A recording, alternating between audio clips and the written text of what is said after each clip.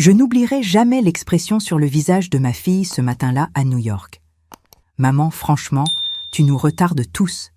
Le bus pour les Catskills part dans 40 minutes et tu veux encore visiter cette librairie ?» La rue étroite de Greenwich Village baignait dans la lumière du matin. Des touristes pressés défilaient tandis que je restais figé devant la façade de cette vieille librairie. J'avais lu un article sur cet endroit dans un magazine littéraire et après des décennies à enseigner la littérature française à des lycéens à Lyon, je voulais le voir de mes propres yeux. « Ce sera juste 20 minutes, Amélie. On peut prendre un taxi après. » Marc, mon gendre, consulta sa montre pour la 3e fois en 5 minutes. Impossible. Le restaurant avec vue sur les montagnes n'accepte les réservations que jusqu'à midi. J'ai déjà posté sur Instagram qu'on y serait. Il ajusta ses lunettes de soleil coûteuses, son accent parisien plus marqué quand il était contrarié. « Il faut y aller maintenant. Tu fais toujours ça. » Amélie soupira en rajustant la bandoulière de son sac de luxe. « On est venu voir le meilleur de l'Amérique, pas pour traîner dans des librairies poussiéreuses. » Je sentis ce nœud familier dans mon estomac. À 65 ans, veuve depuis 3 ans, j'avais économisé soigneusement pour ce voyage avec ma fille unique. Amélie avait insisté pour tout organiser. Après tout, son entreprise d'événementiel à Marseille lui donnait de l'expérience en logistique, comme elle le répétait constamment. « D'accord, » je cédais comme toujours. « Allons aux Catskills. »« Enfin !» marmonna Marc en se dirigeant déjà vers l'avenue principale. « La voiture nous attend. » Le trajet de 50 minutes vers les montagnes fut silencieux. J'observais le paysage par la vitre pendant qu'Amélie et Marc prenaient des selfies sur la banquette arrière. Le chauffeur new-yorkais me lançait parfois des regards compréhensifs dans le rétroviseur. Quand nous arrivâmes à la station de bus touristique au pied des montagnes, le terminal était bondé. Marc jura en voyant la file d'attente pour les billets. « On aurait dû arriver plus tôt », dit-il, comme si c'était entièrement ma faute. « On peut essayer le prochain bus ?» suggérai-je. Amélie vérifia son téléphone. « Impossible. Notre réservation est pour midi. Vous pouvez y aller. » Je m'entendis dire d'une voix étonnamment ferme. « Je resterai ici, je visiterai la région un autre jour. »« Ici toute seule ?» Amélie fronça les sourcils. « Il y a un petit village là-bas. » Je pointais vers un ensemble de bâtiments. « Je peux explorer, prendre un café ?» Marc tirait déjà Amélie vers la file prioritaire. « Parfait. On se retrouve ici à 16h. »« Marc ?» Amélie protesta faiblement. « Quoi ? Ta mère est adulte, elle peut se débrouiller quelques heures. On va perdre notre réservation. » Je vis l'hésitation momentanée sur le visage de ma fille se dissoudre quand Marc lui montra un message urgent sur son écran. « Ça va, maman ? À 16h, ici ?»« Bien sûr, » répondis-je en ignorant la pression dans ma poitrine. « Amusez-vous bien. » Je les regardais monter dans le bus qui s'enfonçait dans les montagnes sinueuses, agitant la main jusqu'à ce qu'ils disparaissent au premier virage.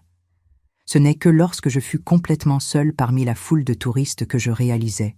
Mon sac avec mes papiers, mon argent et mon téléphone étaient dans le sac à dos d'Amélie. Mais avant de continuer, vérifiez si vous êtes déjà abonné à la chaîne et dites-nous en commentaire de quelle ville ou quel pays vous nous regardez.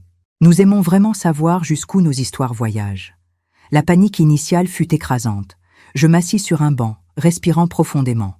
Sans argent, sans papier, sans téléphone, dans un pays étranger où je parlais un anglais scolaire appris il y a des décennies. « Madame, vous allez bien ?» Une voix douce interrompit mon désarroi. Un homme âgé avec un chapeau de paille me regardait avec inquiétude. J'essayais d'expliquer ma situation, les mots se bousculant. Thomas, propriétaire d'un petit café dans le village, comprit rapidement. Avec des gestes et des mots simples, il m'invita à attendre dans son établissement. « Il y a un téléphone ici », offrit-il. « Vous pouvez appeler votre fille. » Dans le café accueillant avec vue sur les montagnes, j'utilisais le téléphone fixe pour joindre Amélie. Ça sonnait sans réponse, probablement pas de réseau dans les montagnes. Je laissai un message expliquant la situation. Thomas posa devant moi un café au lait et une assiette de pancakes, refusant toute promesse de remboursement futur. Sa gentillesse contrastait douloureusement avec l'indifférence de ma propre famille. Les heures passèrent. Je tentai d'appeler plusieurs fois sans succès. Thomas ferma son café aux autres clients mais me permit de rester, vérifiant occasionnellement mon état. À 17h, 1 heure après l'horaire convenu, Je reçus enfin un message d'Amélie sur le téléphone de Thomas qu'il m'avait prêté. « Désolé, maman. On a perdu la notion du temps. Marc a obtenu des réservations pour dîner à Manhattan avec un chef célèbre. Impossible de revenir te chercher. On a pris tes affaires. Il y a un bus pour New York à 22h. On se voit à l'hôtel plus tard. » Le message me frappa comme un coup physique. Ce n'était pas seulement l'abandon, mais sa désinvolture. Comme si laisser une femme de 65 ans sans ressources dans une ville inconnue n'était qu'un petit désagrément.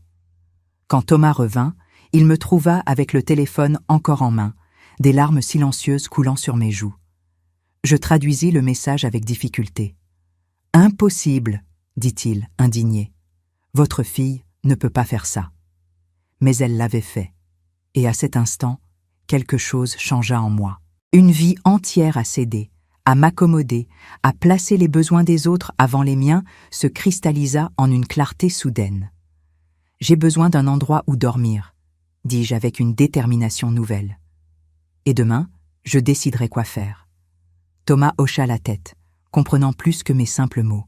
« Ma sœur tient une petite pension, très correcte. Je peux l'appeler ?» Tandis que la nuit tombait sur les montagnes, je ressentis un étrange soulagement mêlé de peur. Pour la première fois depuis des décennies, j'étais complètement libre des attentes. Abandonné, oui, mais aussi paradoxalement libéré. La pension de Sarah, la sœur de Thomas, était un bâtiment de 3 étages avec des balcons fleuris et des jardinières débordantes de géraniums.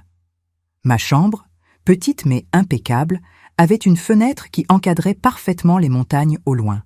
« Les Catskills », expliqua Sarah en pointant les sommets. Magnifiques à l'aube. Après une nuit agitée, je me réveillai avec une détermination que je ne ressentais pas depuis des années.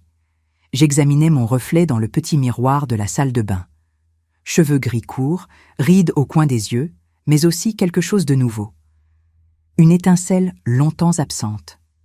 Au petit déjeuner, Sarah servit du café fort et des muffins maison pendant que j'essayais de contacter l'hôtel à New York.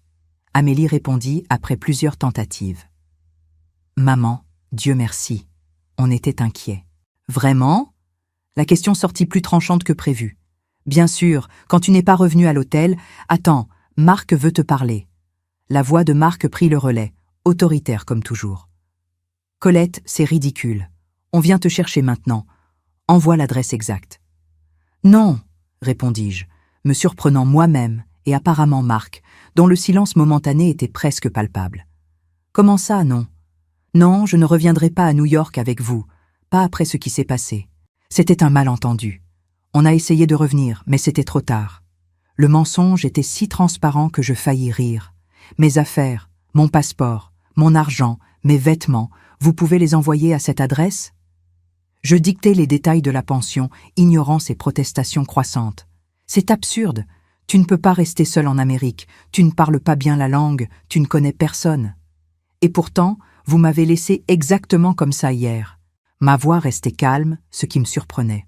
« S'il vous plaît, envoyez mes affaires. Je vous appellerai dans quelques jours. » Je raccrochai avant qu'il ne puisse argumenter davantage.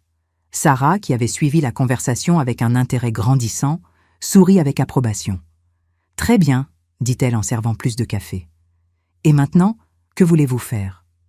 C'était une question simple, mais je réalisais que personne ne me l'avait posée depuis des décennies. Que voulais-je faire ?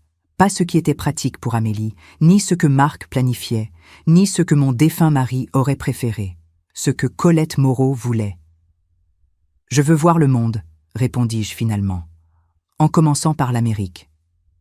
Durant les 2 jours suivants, en attendant mes affaires, j'explorais le petit village au pied des montagnes. Je découvris une bibliothèque publique avec Internet, où je recherchais des itinéraires de train, des coûts d'hôtel et téléchargeais une application de traduction sur un téléphone prépayé acheté avec l'argent prêté par Thomas. Quand ma valise arriva, livrée par un chauffeur visiblement réticent engagé par Marc, j'avais déjà tracé un plan. Pas un itinéraire rigide comme celui d'Amélie, mais un voyage délibérément ouvert. Le matin de mon départ, Sarah et Thomas m'accompagnèrent à la gare. Le train pour Charleston partait dans 20 minutes. « Merci pour tout, » dis-je en les serrant dans mes bras. « Vous m'avez sauvé. »« Non, » répondit Thomas en ajustant son chapeau de paille. Vous vous êtes sauvé vous-même. Nous avons juste aidé un peu. Dans le train, j'observais les montagnes disparaître progressivement, laissant place aux plaines. Mon téléphone vibrait occasionnellement avec des messages d'Amélie, alternant entre inquiétude sincère, indignation et finalement une acceptation réticente.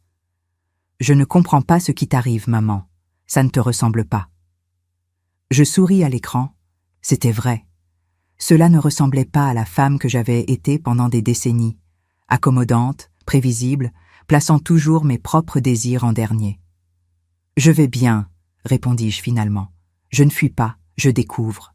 Il y a une différence. » J'éteignis le téléphone et ouvris le livre que j'avais acheté à la gare, un guide de conversation en anglais.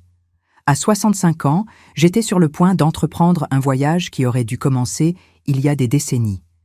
L'homme âgé assis en face de moi dans le train sourit en remarquant le livre. « Première fois dans le Sud ?» demanda-t-il gentiment. « Oui, » répondis-je, en lui rendant son sourire. « Première fois pour beaucoup de choses. » Charleston m'accueillit avec une chaleur humide qui contrastait avec la fraîcheur des montagnes. La gare grouillait de voyageurs tandis que je tirais ma valise, m'orientant avec la carte sur mon téléphone jusqu'à la petite pension que j'avais réservée dans le quartier historique. En naviguant dans les rues étroites bordées de maisons antebellum aux vérandas majestueuses, je me permis de me perdre occasionnellement. Je découvrais des places cachées avec des magnolias centenaires, des jardins secrets entrevus à travers des portails en fer forgé et des cafés où des retraités jouaient aux échecs. La pension de Madame Eleanor occupait une demeure historique avec un porche sudiste traditionnel, des colonnes blanches et des fougères suspendues. La propriétaire, une veuve énergique d'environ 70 ans, parlait un français approximatif mêlé d'anglais rapide avec un accent du Sud prononcé. « Une Française seule, très courageuse », commenta Eleanor en me tendant la clé. « Attention à la chaleur, l'hydratation est importante. » Ma chambre était simple mais charmante, avec un petit balcon donnant sur une rue pavée où les balcons des bâtiments opposés se touchaient presque.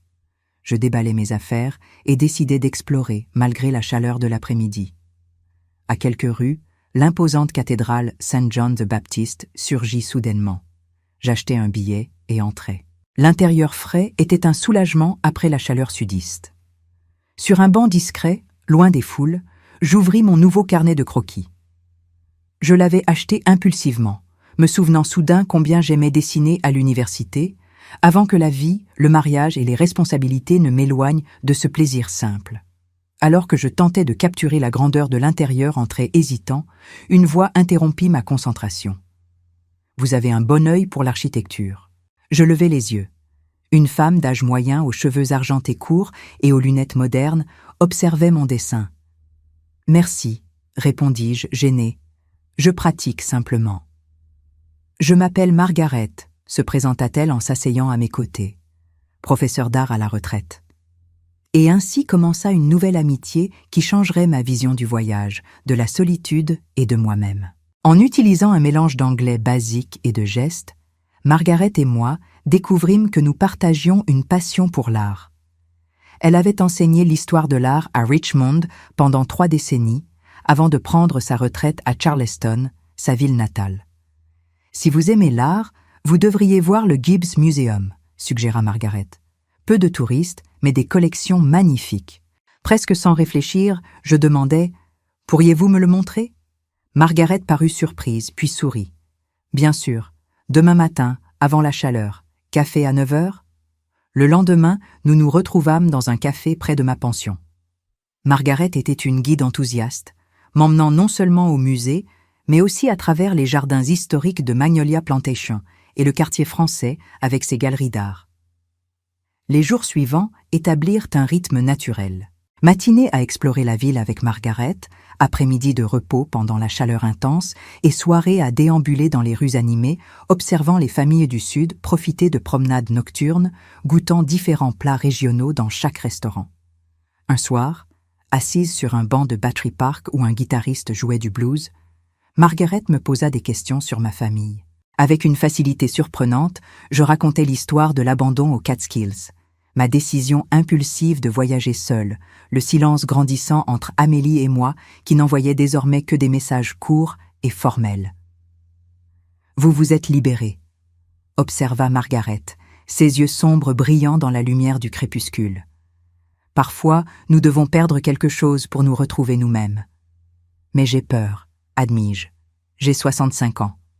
C'est trop tard pour recommencer. Margaret rit, un son mélodieux qui attira les regards des tables voisines. Jamais trop tard. Ma grand-mère a commencé à peindre à 70 ans. Quand elle est morte à 92 ans, elle avait exposé dans tout le pays. Cette nuit-là, allongée dans ma petite chambre, je réfléchis à ces mots. Jamais trop tard. Je regardais mon carnet de croquis maintenant rempli de dessins. La cathédrale, les jardins, la rivière Cooper, les visages des gens dans les parcs. Mon téléphone vibra avec un message d'Amélie. « Maman, cela fait 2 semaines. Quand rentres-tu ? Marc dit que c'est allé trop loin. On a besoin de toi à Marseille le mois prochain pour l'anniversaire de Louis. » Je fixai longuement le message. L'ancien schéma aurait été de répondre immédiatement, d'apaiser, de promettre de revenir. Au lieu de cela, je posai le téléphone sans répondre. Par la fenêtre ouverte, le son distant d'un saxophone flottait dans la nuit de Charleston. Demain, Margaret m'emmènerait dans un petit atelier d'art où un groupe de retraités se réunissait pour dessiner et peindre. Sans pression, juste pour profiter, avait-elle promis. La semaine suivante, je pris une décision impulsive. Dans une petite boutique d'artisanat sur King Street, j'achetai des aquarelles, des pinceaux et des toiles. Ma chambre à la pension se transforma en studio improvisé. Dans les heures tranquilles du matin, je peignais. La lumière dorée de l'aube sur les maisons historiques, la lumière filtrée à travers les branches de magnolia, la lumière reflétée sur les eaux calmes du port. Quand je montrai timidement mes travaux à Margaret, elle resta silencieuse un long moment. « Il y a de l'âme », dit-elle finalement. « Ce n'est pas techniquement parfait, mais il y a de l'âme. » L'atelier d'art que Margaret m'avait présenté se réunissait 2 fois par semaine dans une ancienne église convertie. Le groupe était composé principalement de femmes retraitées, chacune avec son histoire, ses rêves reportés, sa redécouverte tardive de la créativité. Dorothy, 68 ans, avait commencé à peindre après un divorce difficile.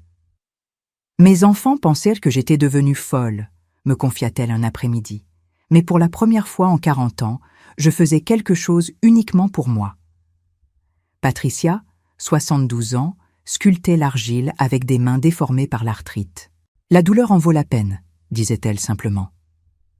Ces femmes comprenaient quelque chose que ma fille ne pouvait pas encore saisir, que la vie ne s'arrête pas à 60 ans, que les rêves n'ont pas de date d'expiration, que se choisir soi-même n'est pas égoïste, c'est nécessaire. 1 mois après mon arrivée à Charleston, je vendis ma première aquarelle. Une touriste canadienne admira ma peinture du port au coucher de soleil que j'avais affichée timidement lors d'une petite exposition communautaire. 50 $. Une somme modeste, mais le sentiment était inestimable. Ce soir-là, Margaret m'invita à dîner dans sa maison du quartier de Harleston Village, une charmante résidence avec un jardin rempli de camélias. Autour d'une table sur la véranda, elle servit un repas simple mais délicieux. « Je pars pour les Blue Ridge Mountains dans 2 semaines, » annonça Margaret. « J'ai un petit chalet là-bas où je passe l'automne. La lumière est extraordinaire pour peindre. » Elle hésita avant d'ajouter « Il y a de la place, si vous vouliez venir, juste pour quelques semaines. » Je regardais cette femme qui était devenue une amie en si peu de temps. 3 mois auparavant, j'aurais automatiquement décliné une telle invitation, préoccupée par ce qu'Amélie penserait, par ce qui serait approprié pour une femme de mon âge. Maintenant, tout ce que je ressentais était de la curiosité et une sensation excitante de possibilité. « J'aimerais beaucoup voir les montagnes, » répondis-je, tournant ma main pour entrelacer mes doigts avec les siens en signe d'amitié. L'automne approchait. Les nuits devenaient plus fraîches. Les premiers signes de changement apparaissaient dans l'air. Et moi aussi, je changeais. Pas de manière dramatique, mais profondément. J'apprenais à écouter ma propre voix, à honorer mes propres désirs, à exister pour moi-même. Ce soir-là, avant de dormir, je répondis finalement à Amélie. « Je vais bien, ma chérie. Je découvre qui je suis au-delà d'être ta mère.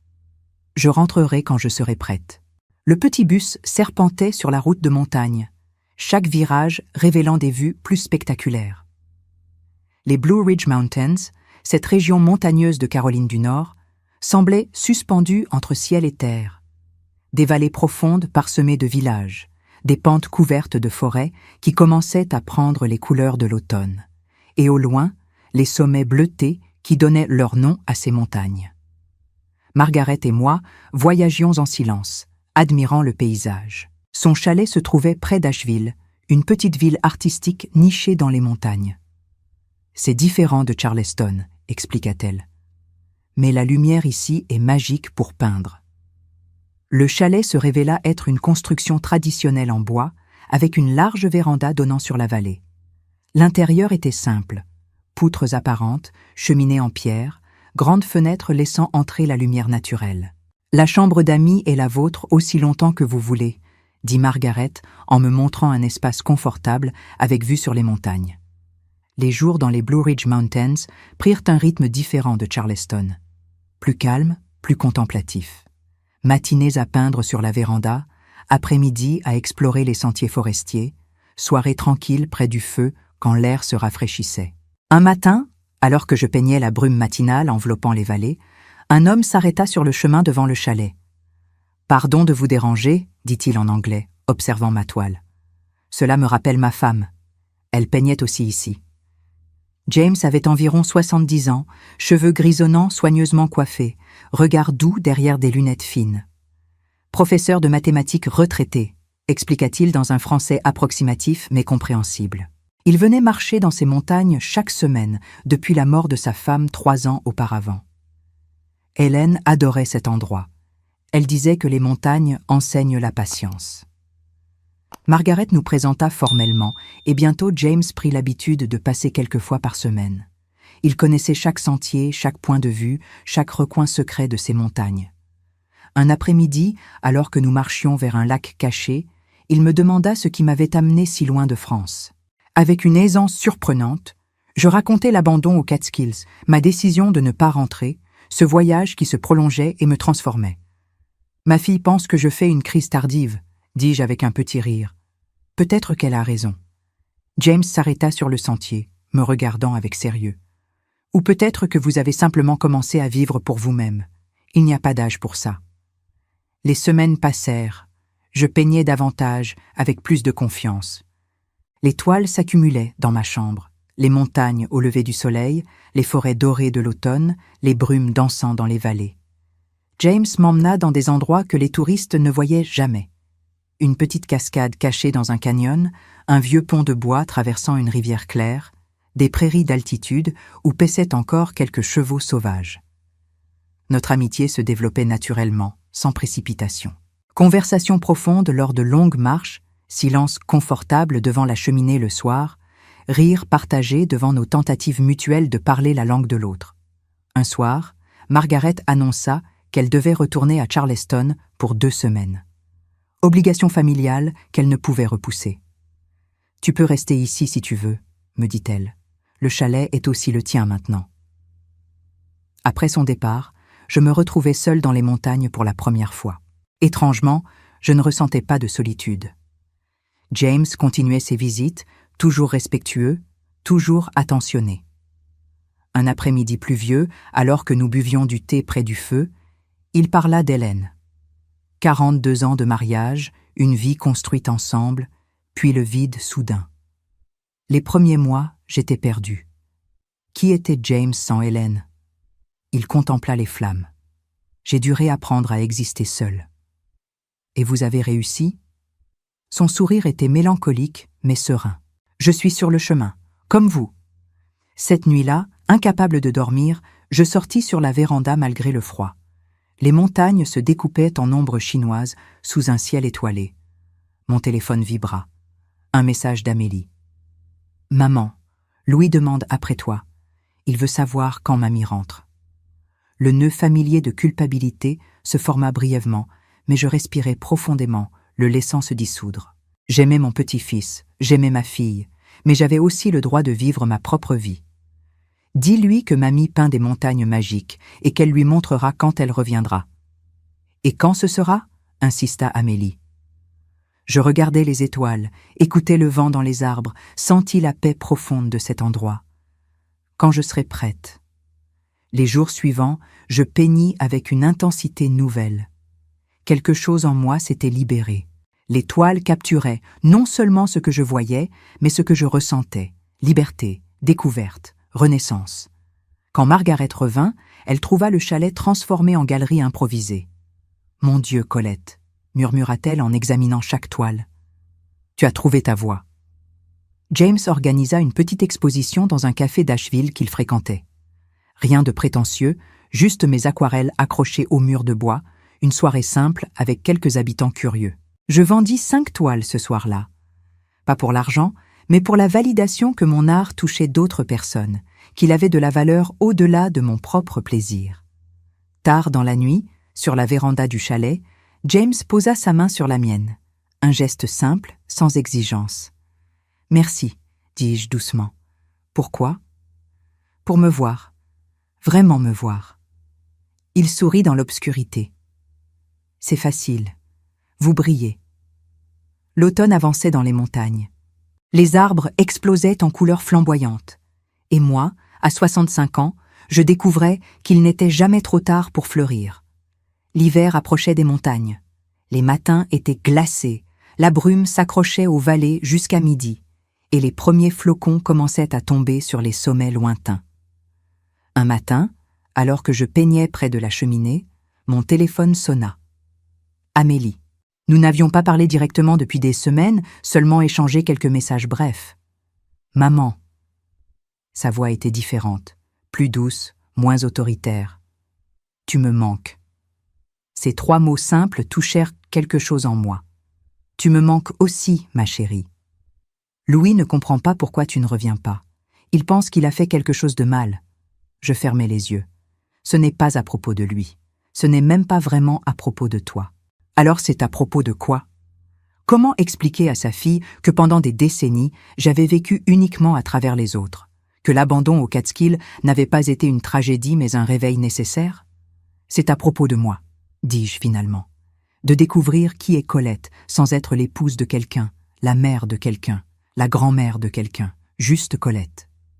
Un long silence. Puis Amélie demanda doucement « Et tu l'as trouvée, cette Colette ?» Je regardais autour de moi. Le chalet simple mais confortable, mes toiles empilées contre les murs, la vue sur les montagnes par la fenêtre. Je commence à la connaître. Elle aime peindre.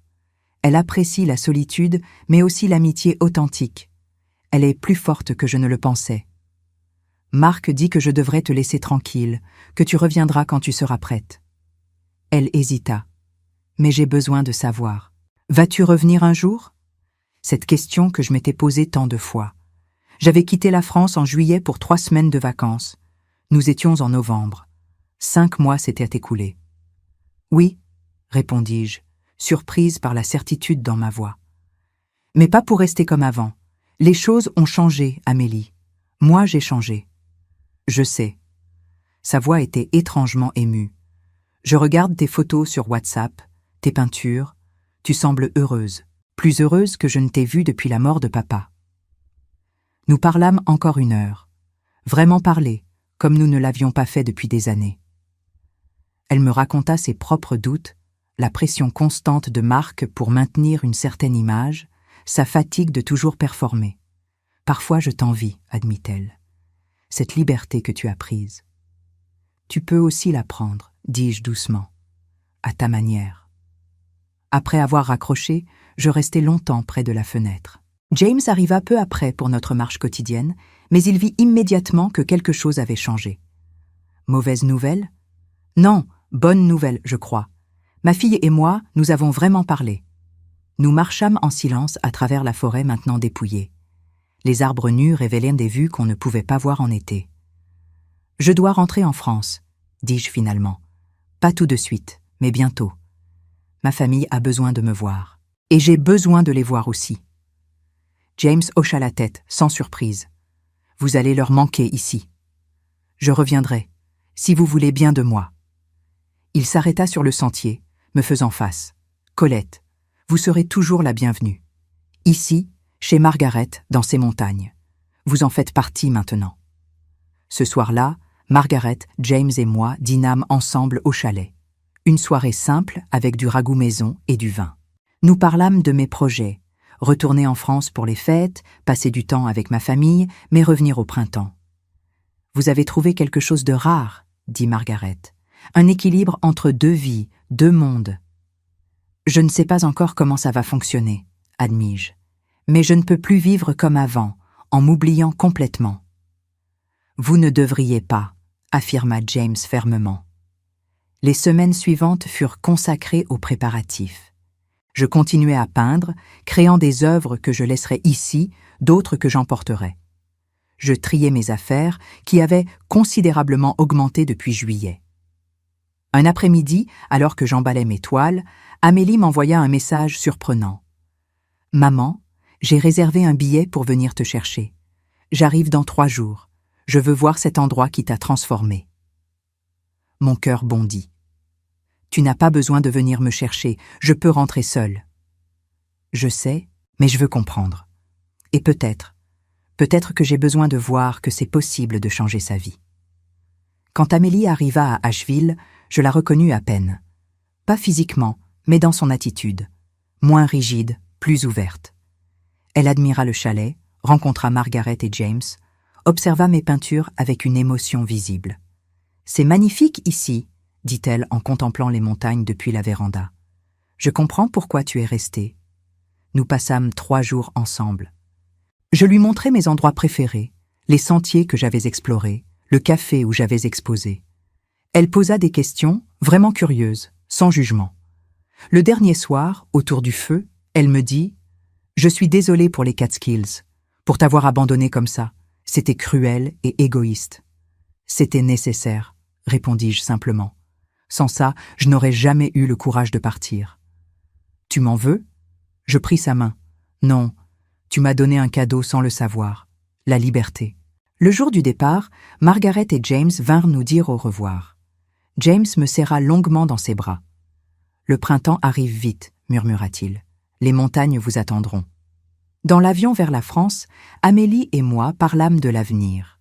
Elle voulait ralentir son rythme de travail, passer plus de temps avec Louis, peut-être même explorer ses propres passions oubliées. « Et toi, maman, que vas-tu faire maintenant ?» Je regardais par le hublot les nuages blancs s'étendant à l'infini. « Je vais vivre entre 2 mondes, quelques mois en France avec vous, quelques mois en Amérique avec mes amis. Je vais continuer à peindre, à découvrir, à être moi-même. Marc ne comprendra pas. Marc n'a pas besoin de comprendre. Toi, tu comprends. C'est ce qui compte. » Elle sourit, ce sourire rare que je n'avais pas vu depuis son enfance. « Oui, je comprends. » Quand l'avion commença sa descente vers Marseille, je ne ressentis pas d'appréhension. La femme qui revenait n'était pas celle qui était partie. Et c'était exactement comme ça devait être. L'appartement de Marseille me parut plus petit que dans mes souvenirs. Pas physiquement, mais émotionnellement. Comme si 5 mois d'horizon immense avaient changé ma perception de l'espace. Louis m'attendait sur le palier, sautillant d'excitation. Quand il me vit, il courut vers moi et s'accrocha à ma taille. « Mamie, tu m'as tellement manqué !» Je m'agenouillais pour le serrer dans mes bras, respirant l'odeur familière de ses cheveux. « Toi aussi, mon chéri. Tellement !» Marc nous attendait à l'intérieur, visiblement mal à l'aise. Il m'embrassa poliment sur les joues, évitant mon regard. « Colette, bon retour. »« Merci, Marc. » Amélie avait préparé mon ancien appartement, celui où j'avais vécu seule après la mort de mon mari. Tout était propre, organisé, mais cela ressemblait à un musée de ma vie passée. Photos jaunies, meubles lourds, rideaux épais qui bloquaient la lumière. « On peut changer des choses, si tu veux, » proposa Amélie en remarquant mon expression. « Le rendre plus lumineux, peut-être ?» Les jours suivants, je transformais l'espace. J'enlevais les rideaux épais, laissant entrer le soleil méditerranéen. Je déplaçais les meubles pour créer un coin peinture près de la fenêtre. J'accrochais mes aquarelles des montagnes sur les murs blancs. Amélie venait souvent, parfois avec Louis, parfois seule. Nous prenions le café sur mon petit balcon et parlions vraiment. Elle me raconta ses frustrations avec Marc, qui voulait toujours contrôler chaque détail de leur vie. Il planifie nos vacances sans me consulter, décide où on dîne, quels amis on voit, comme il a fait avec toi à New York. Et toi, que veux-tu ? Elle resta silencieuse longtemps. Je ne sais pas, j'ai oublié. Alors c'est par là que tu commences. Retrouver ce que tu veux. Noël approchait. Marc insista pour organiser un grand réveillon chez eux, invitant toute sa famille. Amélie me demanda timidement si j'accepterais de venir. Bien sûr, c'est important pour Louis. Le soir du réveillon, leur appartement était décoré avec excès. Trop de lumière, trop de dorures, trop de tout. La famille de Marc me regardait avec curiosité. Cette belle-mère excentrique qui était partie 5 mois en Amérique. Durant le repas, la mère de Marc fit un commentaire acerbe. « Alors Colette, finie votre petite aventure ? Vous êtes revenue à la raison ?» Le silence tomba sur la table. Marc sembla gêné, Amélie tendue. Je posai calmement ma fourchette. Ce n'était pas une aventure, c'était une renaissance. Et non, ce n'est pas fini. Comment ça ? La belle-mère fronça les sourcils. Je repars au printemps. Quelques mois en Amérique, quelques mois ici. C'est ma nouvelle vie. Marc intervint, sa voix dure. Colette, soyez raisonnable. À votre âge, cette instabilité... À mon âge, je l'interrompis doucement mais fermement. J'ai gagné le droit de vivre comme je l'entends. J'ai élevé ma fille, soutenu mon mari, enseigné pendant 40 ans. Maintenant je vis pour moi. Amélie posa sa main sur la mienne. Un geste simple mais puissant de solidarité. Marc ouvrit la bouche pour argumenter, mais elle le coupa du regard. Maman a raison, elle peut vivre comme elle veut. Le reste du réveillon fut tendu, mais je m'en fichais. Louis, assis à côté de moi, me montrait fièrement les aquarelles que je lui avais offertes, représentant les montagnes américaines. « Tu m'emmèneras un jour, mamie ? Quand tu seras plus grand, je te montrerai tout. » Janvier arriva avec le Mistral et le ciel clair de Provence. Je m'inscrivis dans un atelier de peinture à Marseille, rencontrant d'autres artistes, exposant mes œuvres dans un petit café du Panier. Amélie commença à prendre des décisions pour elle-même. Elle refusa un voyage d'affaires que Marc avait planifié sans la consulter. Elle s'inscrivit à des cours de photographie, une passion d'adolescence abandonnée. « Marc n'est pas content », me confia-t-elle un après-midi. « Il dit que je change, que tu es une mauvaise influence. Et toi, qu'en penses-tu » Elle sourit, ce sourire libre que je voyais de plus en plus souvent. Je pense que je me retrouve. En février, James m'appela via vidéo. Son visage familier emplit mon écran, les montagnes visibles derrière lui.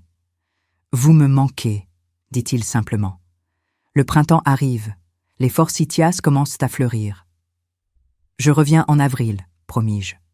2 mois là-bas, puis retour ici pour l'été avec Louis. Vous avez vraiment trouvé votre équilibre. J'essaie. C'est nouveau pour moi, vivre pour moi-même. Mars fut doux à Marseille.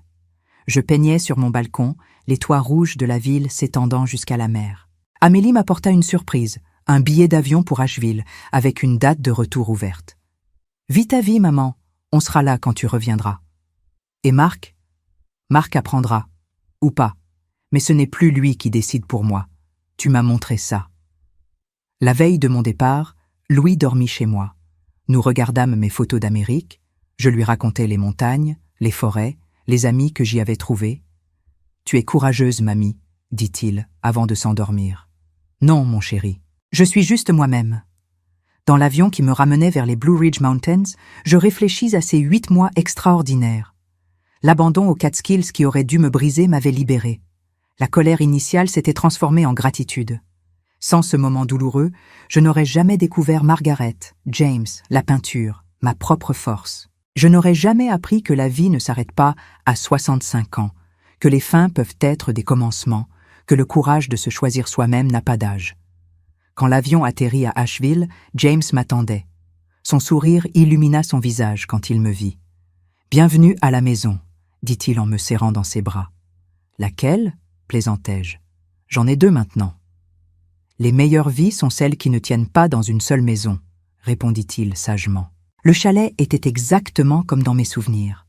Margaret avait préparé ma chambre, mes toiles attendirent dans l'atelier, les montagnes s'étendaient à l'infini par la fenêtre. Ce soir-là, sur la véranda sous les étoiles, je pensais à tout le chemin parcouru. De la femme abandonnée et paniquée aux Catskills à celle que j'étais devenue, indépendante, créative, vivant selon ses propres termes. L'abandon qui devait me détruire m'avait reconstruite.